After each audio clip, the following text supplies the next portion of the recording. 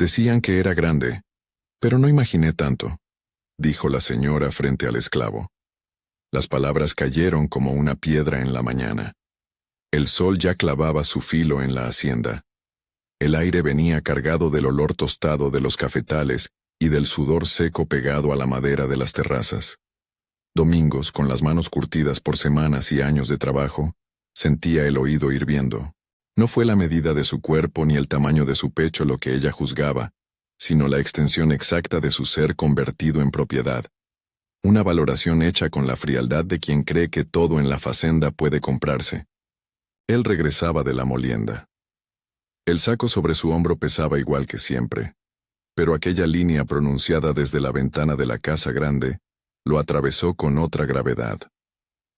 Mariana, siempre impecable en su piel de ciudad, observaba con la quietud de quien estudia un objeto raro en una vitrina. Detrás de ella, la casa parecía respirar un orden que no tenía lugar para voces sueltas. La servidumbre, el patio, la benevolencia rentable del terrateniente. Domingo sintió, por un instante, que sus pasos eran medidos por ojos que no lo reconocían como hombre, sino como respuesta a un mandato. Domingos no había nacido en esa tierra. Lo trajeron del recóncavo, niño todavía, con la voz de su madre, Cefa, resonando apenas en su memoria como un canto incompleto. En la senzala aprendió el tiempo del trabajo y la espera. Entre tardes y noches, cuando la casa grande dormía su sueño ruidoso, encontró un hueco donde no llegaban los látigos. Las letras. Isaura, la hija menor del coronel, le había ofrecido palabras como quien comparte un pan robado. Ella le enseñó a leer en secreto, con la ternura de quien no imaginaba que enseñar sería una traición para los suyos. Las hojas de los libros que Isaura traía olían a tinta y a ciudades. Eran ventanas que lo mantenían vivo en algo que no se podía vender. Mariana llegó de la ciudad con modas nuevas y novelas que la hacienda no conocía. Sus manos no sabían sujetar herramientas, pero sí libros de papel fino. Era hermosa según todas las medidas de la época, una belleza que para ella era un refugio del vacío. Leía para llenar un silencio interior que el lujo no lograba contener. El lujo, sin embargo, le ofrecía también un poder que alimentó su curiosidad y su impaciencia, la certeza de que un gesto suyo bastaba para ordenar la vida de otros. El primer llamado fue como una llamada para muestra. «Ven», dijo desde su balcón sin bajar la vista. No había invitación ni promesa. Había mandato. Domingos cruzó el patio con la respiración contenida, como si pisara una cuerda fina. Su cuerpo obedecía por el hábito forjado en la facenda, pero una parte de él se iba quedando atrás, en la senzala, donde Benedito y María das Dores murmuraban sobre lo que no se debía nombrar. Joaquín, ya viejo, vio sus ojos y entendió sin palabras. En su rostro se dibujó la pena de quien paga con silencio por no poder cambiar la ley del lugar. Dentro de la casa, Mariana dejó que la claridad la bañara. Era un teatro donde ella decidía las escenas. No buscaba amor, buscaba posesión. La puerta se cerró con el sonido de una sentencia que, aunque muda, pesaba más que cualquier cadena. Domingos supo, como tantos antes, que no importaba lo que su voluntad dijera, su cuerpo le pertenecía a otro, según las reglas que regían allí. No hubo violencia explícita en la forma en que fue llevado, solamente la violencia cotidiana, en las pausas, en la mirada que reduce. Ella tocó la figura de su dominio con la misma frialdad con que se observa un trofeo. Él sintió cómo se le arranca algo que no volvería, la posibilidad de nombrarse libre. Lo que ocurrió en esa habitación no cabe en los términos dulces ni en las palabras crudas que los libros sensacionalistas aman. Fue coerción disfrazada de encuentro, imposición revestida de curiosidad.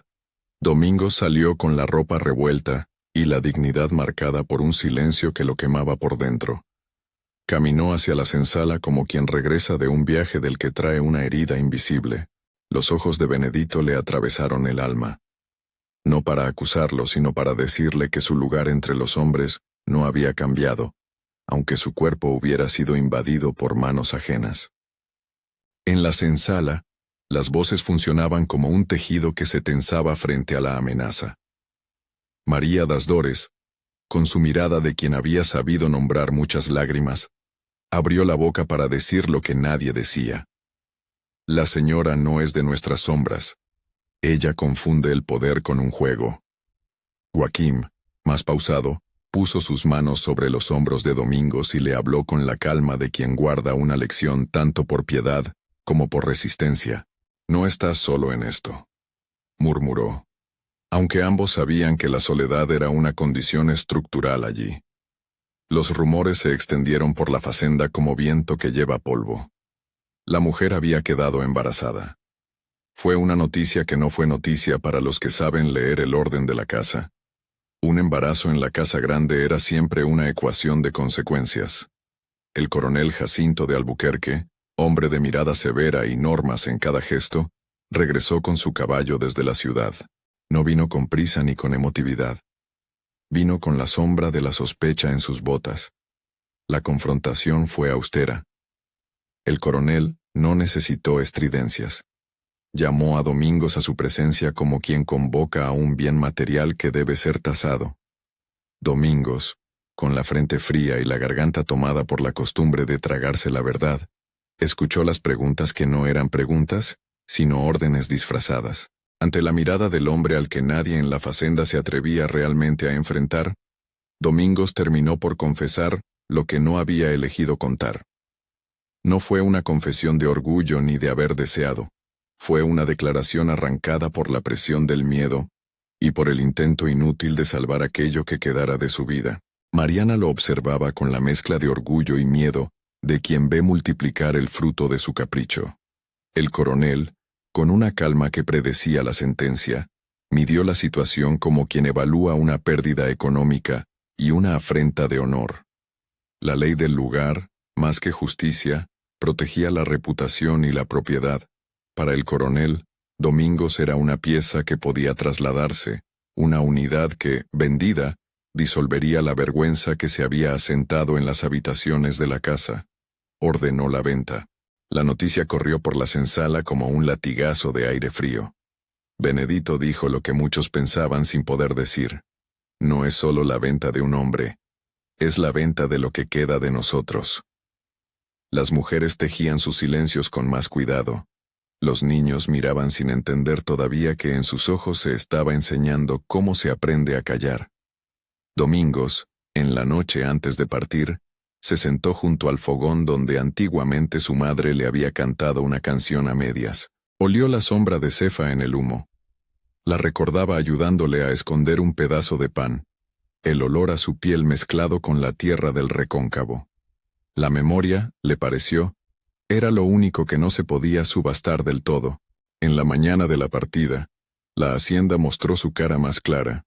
La casa grande con sus columnas, la senzala alineada como cadáver aún caliente, y el patio donde paso a paso Domingos fue llevado a la carreta. Lo ataron con solidez, no tanto por temor a que huyera como por costumbre de sellar el acto con un símbolo. La carreta crujió bajo el peso de la propiedad. La gente de la fazenda miraba sin que muchos se atrevieran a alzar la voz. Algunos bajaron la mirada y otros fingieron no ver.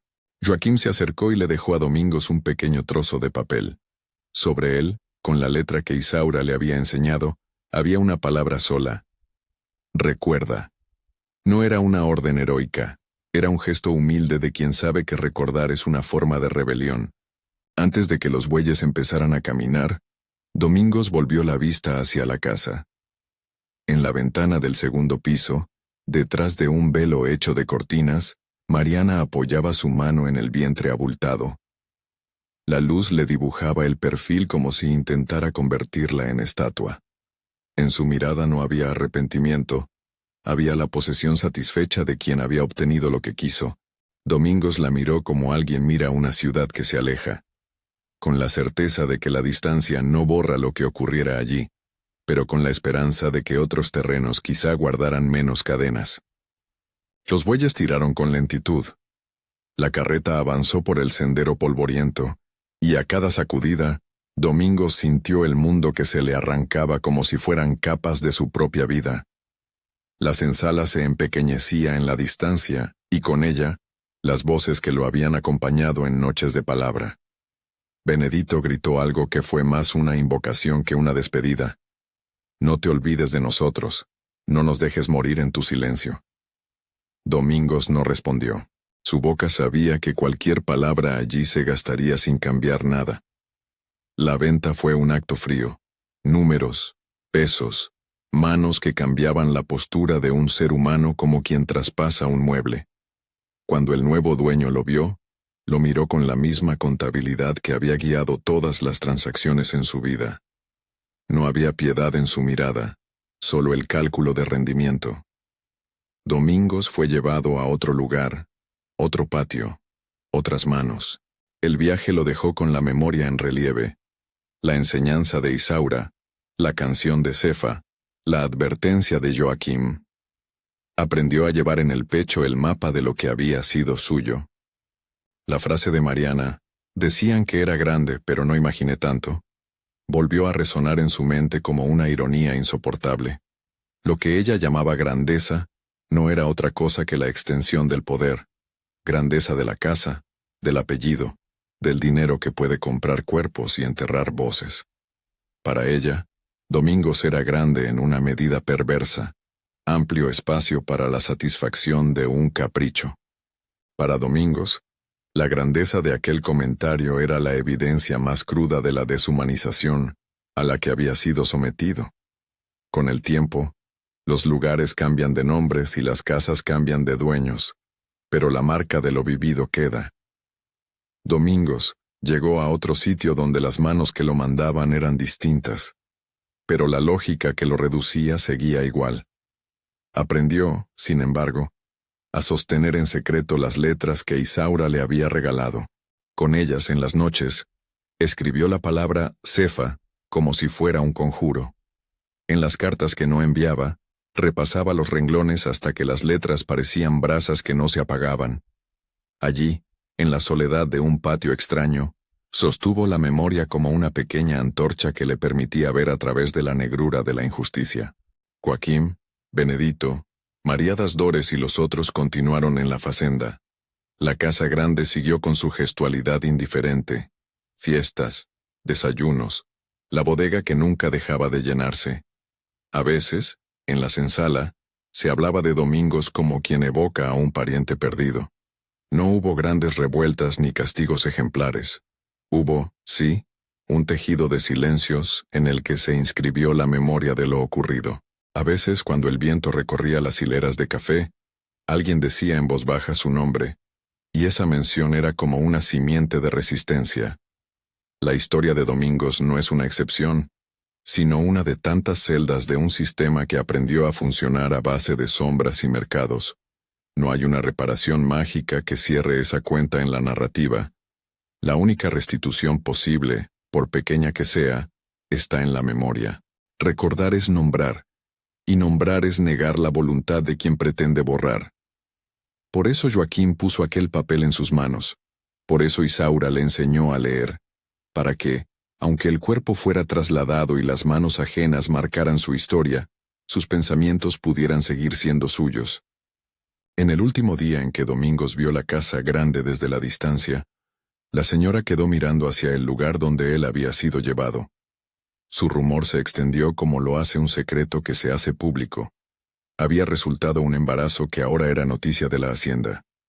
La frase que ella había pronunciado aquella mañana resonaba como una llave de doble filo. Para quienes la escucharon, la frase fue burla y proclama a la vez. Para Domingos fue la síntesis de un sistema que mide y subasta la humanidad. Y así volvió a cuajar la voz de Mariana en el paisaje. Decían que era grande, pero no imaginé tanto. Al caer la tarde, cuando el sol se reunía con las sombras de los cafetales, la sensación en la facenda era de que algo esencial se había perdido. No solo un hombre había sido vendido, se había arrinconado la posibilidad de llamar por nombre a quienes allí vivían. Esas historias se quedaron en los fogones, en las manos que tejieron a escondidas, en las canciones a medias que las madres murmuraban a los hijos. La memoria, frágil pero persistente, Se convirtió en el puente para que las voces recuperaran, siquiera en el recuerdo, la dignidad arrebatada. No pretendo aquí cerrar con consuelos fáciles, ni promesas de justicia que no vinieron. La verdad es que la facenda siguió su curso y la vida de Domingos siguió marcando un rastro de pequeñas resistencias. Una palabra aprendida, un gesto de solidaridad, un papel que decía, recuerda, y que ascendría la memoria en manos ajenas. Lo que queda para nosotros hoy, que miramos desde otra época, es la responsabilidad de no dejar que esa memoria se apague. Honrar a los que fueron silenciados no es un acto romántico, es un compromiso con la verdad. Nombrar sus historias evita que el tiempo las reduzca a cifras en un inventario. Si esta historia te toca, suscríbete. Hay más voces escondidas que necesitan ser escuchadas. Al final, al pensar en Domingos, en Isaura, en Joaquín y en los tantos cuyo nombre no llegó a nosotros, es inevitable sentir indignación y pesar. La grandeza que celebró la señora no fue humana. Fue la demostración de un poder que compra y ensordece. Y sin embargo, en ese mismo escenario, surgieron actos diminutos de resistencia que nadie pudo vender. Una letra aprendida en secreto, una canción cantada al oído de un niño, un papel con una palabra que pedía memoria. Decían que era grande, pero no imaginé tanto. Se dijo de nuevo en la cabeza de quienes supieron del caso, esta vez sin la complacencia de Mariana, sino como una sentencia que pesa sobre la conciencia de todos. Que esa frase no sea la última en pronunciarse, que la nombremos para recordar, para resistir y para honrar a quienes fueron tratados como mera propiedad. Comparte esta historia y honra la memoria de quienes no pudieron hablar. Así mantenemos vivo aquello que la injusticia intentó borrar.